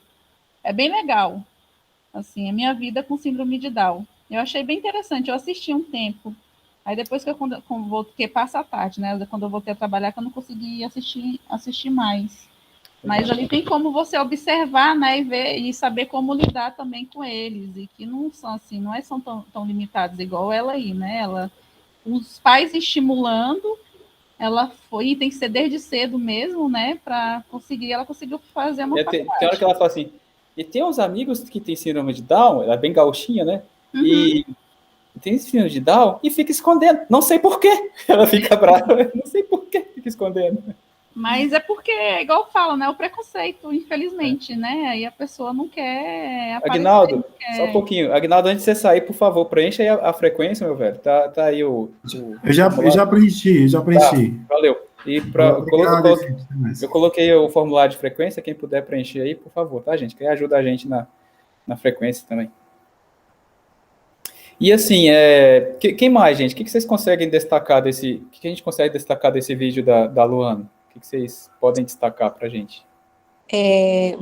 A gente aprendeu que o que pega em relação à síndrome de Down não é o grau da síndrome de Down, mas da deficiência intelectual. Provavelmente dela deve ser um nível mais leve, porque para você ver, ela fala fluentemente, ela organiza a fala dela, né? Ela tem um vocabulário bom, ela se expressa muito bem e conseguiu estudar, né? E com o estímulo que realmente é fundamental. E assim, eu percebo que a grande dificuldade, porque assim, eu falo, ninguém está preparado para ter um filho especial, né? E os pais devem ter procurado aprender também para estimular, dar o suporte, porque a criança passa muito mais tempo em casa. Então, os pais têm que também ter esse preparo para ajudar, né? E é fundamental a gente ter essa visão e acreditar que ele pode evoluir, apesar das dificuldades, porque tem as dificuldades, mas é possível avançar, e isso é muito lindo. Eu fiquei muito emocionada de ver o vídeo. Pode secar as lágrimas aí. A Rosário levantou a mão. Oi, Davi. Então, eu queria saber, assim, que a moça lá também falou, né, no começo no vídeo lá, dos primeiro níveis você moderado. No primeiro, sim. que ela falou dos níveis moderado, leve, moderado e... severo. Enfim, e severo. E aí eu queria saber, assim, é oficial? Porque, por exemplo, a deficiência intelectual tem no CID 10, moderado, leve e... profundo. Tá difícil. Severo e profundo. Mas assim, eu queria saber, a síndrome de Down tem isso? Vai ter isso no próximo CID? Você sabe como é? A síndrome de Down, você tem um CID dela. Você tem um CID dela, Não, né? mas tem o CID geral, né? Que é o F90.90, exato. mas não tem graduação, não, né? Aí eu não sei te informar, não, Rosário, se tem. Porque aí a deficiência. Porque também a criança com síndrome de Down, ela pode ter o espectro do autista, que também tem um CID, né? Mas aí vai juntando o CID com o CID. Então, exatamente, isso que eu tô falando. Vai juntando, vai ficando aquela sopa de letrinha, né? Mas assim, porque eu nunca vi, eu levei um susto quando ela falou da graduação do síndrome de Down, eu não tinha visto até então. Aí eu não sei se foi. Por isso até que as pessoas confundem e perguntam, mas qual que é o nível do síndrome de Down dele? E é uma coisa que a gente vem batendo na tecla. Gente, síndrome de Down não tem nível. É síndrome de Down então e ponto. O que pode variar é justamente essas questões ligadas à deficiência intelectual ou de aspectos comportamentais, como, por exemplo, do espectro do autista. Cerca de 40. Então, é uma porcentagem muito grande de alunos, de crianças com síndrome de Down, que tem um espectro do autismo, né? E em diferentes níveis de deficiência intelectual também. A gente vê isso muito lá no centro, né, Rosário? No centro, quando eles dão síndrome de Down, dão só síndrome de Down. Mas, por exemplo, a gente já tem autista que já vem com o F84 com mais o F71, que é o síndrome de Down, e vão colocando as características da deficiência intelectual, entendeu? E aí, com o síndrome de Down, eu não estou lembrando agora, mas pode ser que sejam poucos que falam da classificação da deficiência intelectual. Não sei se eu me fiz entender. Sim. É porque também quem vai fazer essa classificação é uma equipe. É uma equipe também, né? E às vezes a gente sabe como é que é o diagnóstico e como é a ficha desses alunos. Vem faltando, às vezes, um monte de coisa, ou às vezes é um diagnóstico que nunca é fechado, né, Rosário? O menino passa a vida escolar dele todinho lá. Nós a gente recebe fechado já, Davi. Não tem como não fechar, não. Assim, é fechado, mas aí quando a gente olha para a criança, assim, não, gente, não é possível que é só isso. Tem erro. Não é possível. Fechado tem que ser fechado. Assim, fechado no sentido de que você olha assim, não é possível que é só isso que essa criança fez. Porque acho que considera, vamos dizer assim, o macro, né? Síndrome de Down, pronto, acabou. Ganha o carimbão. Não pega essas peculiaridades que podem fazer a diferença. Porque também, ele pode ter o CID lá também da deficiência auditiva, ele pode ter um CIDzinho lá, né? Da baixa visão, se ele tiver uma questão visual muito prejudicada, ele pode ter um CIDzinho lá também. Então, não é porque ele tem só cravado lá o carimbão do CID da síndrome de Down, ele pode ter N comorbidades, né? Pode ter N comorbidades que tem CIDs para essas comorbidades também. Só para a medida de conhecimento, o próximo CID, o CID-11, com autismo, por exemplo, já vai vir, por exemplo, autismo com deficiência intelectual e sem deficiência intelectual, entendeu? Agora, o síndrome de Down eu não vi ainda. Eu vou pesquisar. Pronto. Porque o CID-11 já começa a funcionar, só rapidinho, começa a entrar em vigor já no ano que vem. Legal. Gente, para quem não conhece, a Rosária é psicóloga lá do Centro de Ensino Especial 1 de Brasília. Por isso que ela está perguntando de CID. Quer saber de CID? CID é Centro de Iniciação Esportiva, da Secretaria de Educação. Tô brincando. Internacional de Doenças. A gente foi colega aí um tempo lá. Eu fui do Centro de Ensino Especial 1 de Brasília e a gente trabalhou junto um tempo lá também. Uma coisa que me chamou a atenção na fala da Luana, em especial, é o quanto ela tem a questão que você que é mãe, ela fala assim, né? Você que é mãe precisa estimular a criança. E é de pequenininho que tem que estimular, né? É de pequenininho que tem. Isso me chamou muita atenção, porque ela tem essa consciência, né? De que ela fala mãe, muito provavelmente a mãe que encabeçou muita coisa dela aí, né, nessas terapias da vida, mas ela fala isso, né? Ela tem essa consciência de que a criança precisa ser estimulada desde pequenininho. Isso me chamou bastante atenção. Deixa eu ver aqui o chat. Será que teve adequação curricular no ensino? Deve ter tido. Deve ter tido, sim. Para ela ela fazer as adequações curriculares dela no ensino superior, que isso é difícil, né? A própria universidade aí tem que dar um jeito de fazer, e as pessoas com deficiência estão cada vez mais chegando à universidade, da mesma forma que o currículo, que a adequação curricular é feita para o ensino fundamental, o ensino médio tem que ser feito no ensino superior também, né? Agora, vamos lá. Digamos que deixa eu ver uma pessoa que não participou em nada aqui, vai ter que abrir o microfone. Deixa eu ver. Vamos escolher? Escolhe aí, Helenice, você que falou, escolhe aí uma pessoa, Helenice. Vamos ver. Renata. Cadê a Renata aqui? Renata Bessa. Renata torceu o tornozelo, e aí foi no ortopedista. Eu ia escolher a mesma pessoa. Sério? Você conhece a Renata, não? Não, é porque parece que ela está no centro da minha tela. Pronto, Renata torceu o tornozelo, fazendo jardinagem, foi descer da escada, pisou, esquisito, torceu o pé. E aí Renata foi ao ortopedista, o ortopedista olhou, não, foi um entorse tranquilo, mas é interessante você fazer a fisioterapia para tirar a dor, fazer analgesia, um fortalecimentozinho e tal. Aí passou lá 10 sessões de fisioterapia. Aí Renata pegou o papelzinho, foi lá no livrinho do convênio, falou, tem uma clínica aqui perto de casa. Aí foi lá na clínica, queria marcar minhas 10 sessões. Beleza. Aí Renata vai lá na primeira sessão. Quem vai atender Renata? A Luana. Luana Delacorte. E aí, Renata? O que tem? Eu pergunto, né? E aí?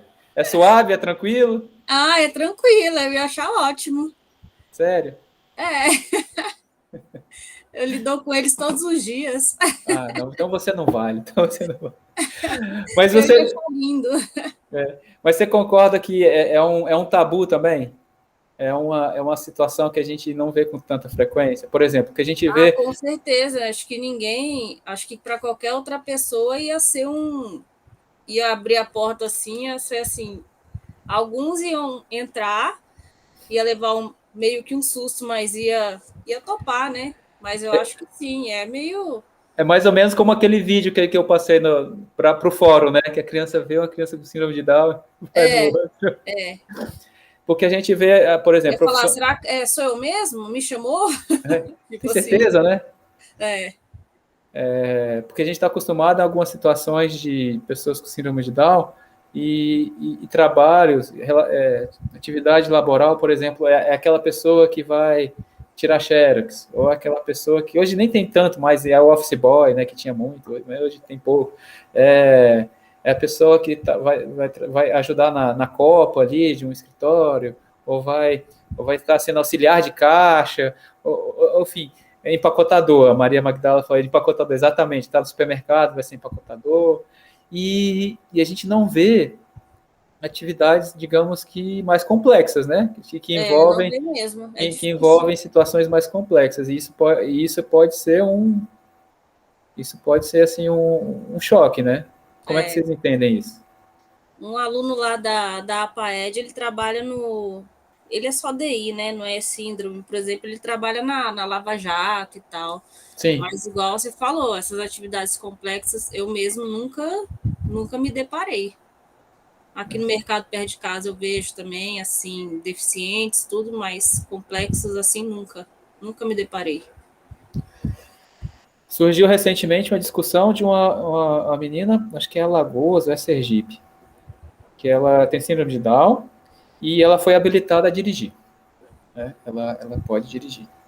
E aí tem toda uma questão que envolve a legislação. Ela pode, não pode. Se ela se envolve em algum acidente, por exemplo, quem vai responder por esse acidente? Se é ela, são os pais? Nossa, mas gerou um bafafá nos fóruns aqui que eu participo, que é muito doido. A Iris falou assim, professor, estou me recuperando do Covid. Eu também, Iris. Até semana passada eu estava com fôlego bem... Essa semana eu já estou com fôlego melhorzinho. Terei que fazer uma nebulização agora. Tá bom, capricha lá na nebulização. Gostaria de possível... vai lá, tem que respirar. Não sei como é que é isso aí. Então, gente, essa é a conversa que eu gostaria de ter com vocês hoje. Gostaria de agradecer a participação aí de vocês e deixar aberto aí para algum comentário, algum depoimento que vocês queiram dar, alguma situação que tenha ficado, vocês não compreenderam muito bem, alguma situação da plataforma vocês tenham tido dificuldade. Enfim, eu fico à disposição de vocês agora, tá bom? Então, essa questão que você falou aí da menina, a questão de tirar habilitação. Foi. Vou até procurar aqui. É só ter profissionais capacitados que vai poder fazer uma boa avaliação, porque nem a nossa, quando a gente... É ridículo, né? É ridículo. Exatamente. O cara lá nem mal olha pra gente, e às vezes você vê pessoas aí na rua fazendo coisas piores. Com certeza, talvez, ela iria ter muito mais atenção do que a gente, né, no trânsito. Mas se tiver uma pessoa realmente responsável para poder fazer esses exames com seriedade, com certeza eu acho que ela poderia, não tem problema nenhum, E ela poderia ser responsável por ela mesma, dependendo do grau, né?